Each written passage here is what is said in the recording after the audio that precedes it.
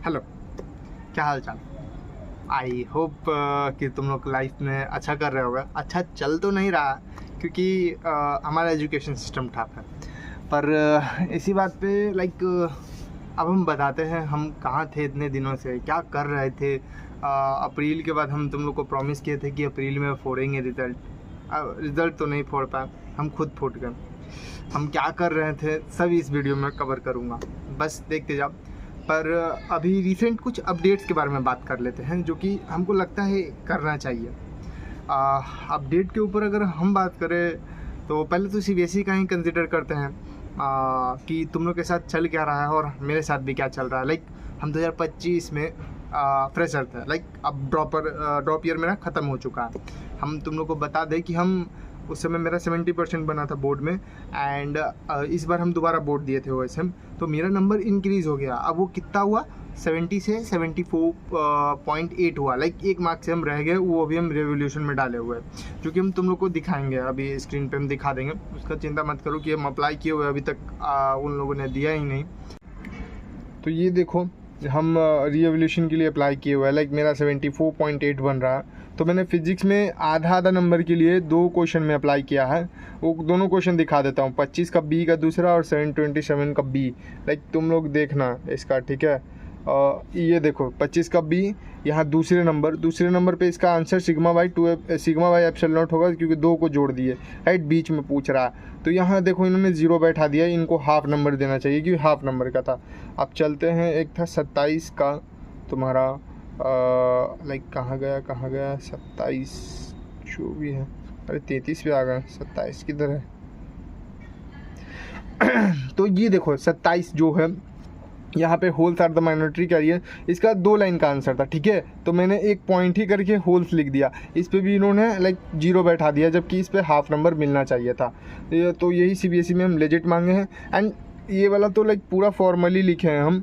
उसके बाद हम पूरा रिक्वेस्ट किए हैं कि प्लीज़ 1 मार्क्स दे दीजिए, जोसा काउंसलिंग में हम बैठ सकते हैं 1 मार्क्स। देखो अब देते हैं कि नहीं। ज़्यादा चांस तो लग रहा है कि नहीं देंगे भाई, जिस तरीके का, अब पता नहीं ये भी पीछे बैठ के एआई से चेक करवाएंगे कि क्या, आई डोंट नो। अब अगले पॉइंट पे आते हैं कि मैथ में हम ये क्वेश्चन ऐसे ही मांग लिए हैं। 1 नंबर अगर दे दें वो लोग तो हो जाएगा यार, सच में मेरा जोसा काउंसलिंग में हम बैठ पाएंगे। पर अब तो डेट निकलने वाला है, एंड यही था तुम लोग को दिखाना। एंड बाकी तो ठीक है, यही दिखाना है। और इसके बाद हम पहले अब सीबीएसई के ऊपर बात करते हैं कि हो क्या रहा है, सीबीएसई में चल क्या रहा है। तो सीबीएसई जो है भाई पूरे तरीके से एकदम ख़त्म हो चुका है, ठीक है। ये लोग अपनी गलती मानने को तैयार नहीं है। मान भी लेंगे तो कोई उसकी रिस्पॉन्सिबिलिटी नहीं लेगा, कोई जवाबदेह नहीं है कि ये लोग करेंगे क्या, कोई अकाउंटेबिलिटी नहीं है इनके ऊपर। अब देखो, तुमको भी पता है, हमको भी पता है अंदर कैसा सिस्टम है। अब इसके ऊपर हम बोलेंगे नहीं तो पता चलेगा ये वीडियो देख के वो लोग नंबर काट लेंगे मेरा। वैसे हम डरते नहीं हैं, काट ले कोई फ़र्क उतना कुछ खास पड़ता नहीं, ठीक है। पर यहाँ इस पॉइंट ऑफ व्यू से हम तुमको एक इसमें वीडियो में सलाह देंगे कि जितने भी सीबीएसई बोर्ड वाले 2027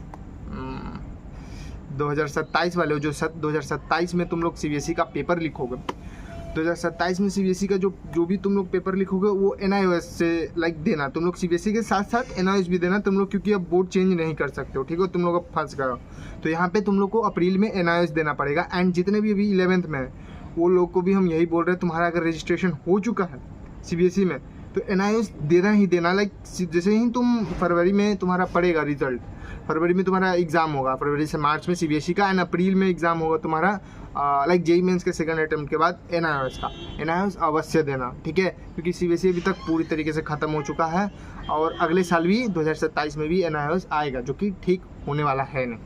हम बता रहे हैं तुमको, विश्वास मानो। हम बहुत मुश्किल से 74.8 लाए हैं, 1 नंबर रिवोल्यूशन में डाले हुए, तो भी हम लोग तुम लोग को दिखाएंगे। बस मेरा हिंट है तुम लोग को। एंड जितने भी अभी 10th के बच्चे सुन रहे हो ना, मेरे जूनियर्स, प्लीज़ तुम लोग ना एक काम करो, अभी ही बोर्ड बदल देना, ठीक है। जस्ट 10th सीबीएसई से पास आउट करो, जो 20 साल दिए थे, जिनका मैथ का पेपर शायद हम सुने थे टफ बहुत ज़्यादा आ गया था। तुम लोग पहले ही से अभी बिहार बोर्ड में अप्लाई कर दो, समझ गया। अब दूसरे टॉपिक के ऊपर बात करते हैं। तो दूसरे टॉपिक ये है कि हम किस एग्ज़ाम का तैयारी कर रहे थे। फिर हम तुमको बता देते हैं कि मेरा जेई का जो स्कोर आया फर्स्ट अटेम्प्ट में वो आया 60 परसेंटाइल, जो कि तुम लोग जानते ही हो।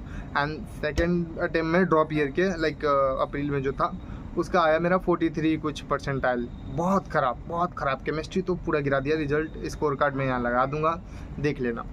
एंड अब आते हैं, अब हम किस चीज़ की तैयारी कर रहे थे, कौन सा फॉर्म हम भरे थे। तो हम भरे थे IIT का फॉर्म, आइजर एप्टीट्यूड टेस्ट। उसमें बीटेक मिल रहा था मेरे को, तो हम बहुत मॉक टेस्ट लगाए, तो मेरा 100 से ऊपर गया ही नहीं कभी नंबर, ठीक है। तो अभी हम एग्ज़ाम दे के आ रहे हैं। आज संडे 7 जून को आज IIT का टेस्ट था, एग्ज़ाम था। मेरा सेंटर पड़ा था, हम गए देने एग्ज़ाम, ठीक है। हम एग्ज़ाम दे दिए और दे के आ गए। बट यहाँ पे एक तुमको हम बताएं तो ये एग्ज़ाम का जो फिज़िक्स है, हमको फिज़िक्स कॉन्सेप्चुअल लगा, ठीक है। बाकी ओवरऑल सब्जेक्ट की बात करें तो ईजी है, मैथ ईजी है, बायो ईजी था। पर ऑफकोर्स भाई हम कहाँ से पढ़ पाएंगे बायो, मुश्किल से इकोलॉजी और ह्यूमन रिप्रोडक्शन का जितना भी यूनिट है हम पढ़े थे। एंड प्लांट्स में पढ़े थे, प्लांट्स का सिस्टम जो भी है, तो वही पढ़ के गए थे। और सेल डिवीज़न, तो उससे सिर्फ 2 क्वेश्चन आया था भाई, 2 मार दिए, 1 गलत हुआ, 1 सही हो गया। एंड तुम झूठ नहीं बोलेंगे, ठीक है। ये एग्ज़ाम में मेरा अच्छा खासा भी नंबर कटा है, 77 के आसपास मेरा स्कोर बन रहा है, जो कि रिजल्ट आएगा तो हम तुम लोग को दिखा देंगे सिलेक्शन हो रहा है या नहीं मेरा। आई होप अगर यहाँ BSMS भी मिलेगा तो हम अभी लेके निकलना चाहेंगे। रीज़न लेके निकलने का सिंपल था यार, ताकि हम वहाँ कॉलेज में थोड़ा सेल्फ डेवलपमेंट के ऊपर काम कर सकें। एंड हम जेई देंगे अगला साल, तय है, देना ही देना है, क्योंकि हमको पता है रीएवोल्यूशन में 1 नंबर बढ़ेगा ही बढ़ेगा, लेकिन श्योर नहीं कह सकते कि बढ़ेगा। पर हम अगला जेई देंगे एंड वहाँ से कुछ अच्छा निकालेंगे। NIIT कुछ भी, बीटेक तो निकाल ही लेंगे।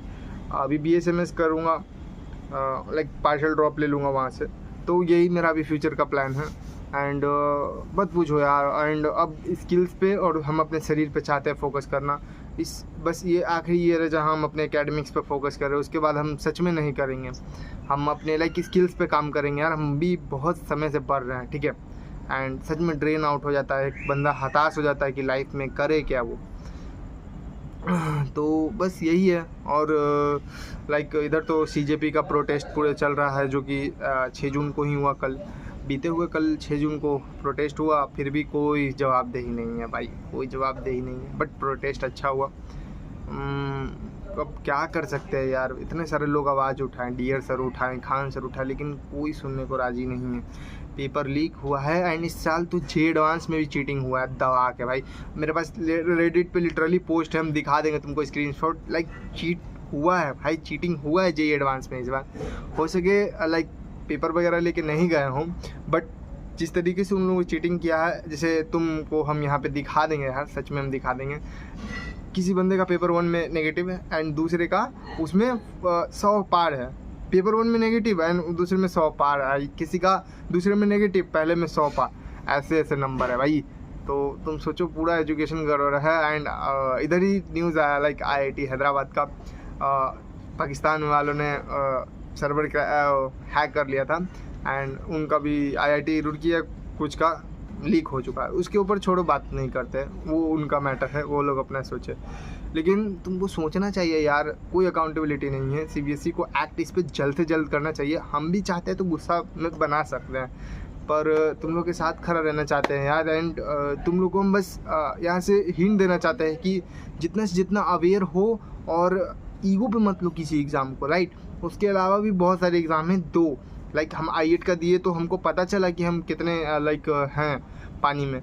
इसका फिज़िक्स थोड़ा कॉन्सेप्चुअल रहता है, जेई मेन से अच्छा कह सकते हो इसका फिज़िक्स रहता है। बाकी तो सब सब्जेक्ट ठीक है, जेई मेन से इजी ही रहता है। मैथ भी इजी था, 100 कर लिए, बोर्ड से थोड़ा ऊपर कहेंगे मैथ का।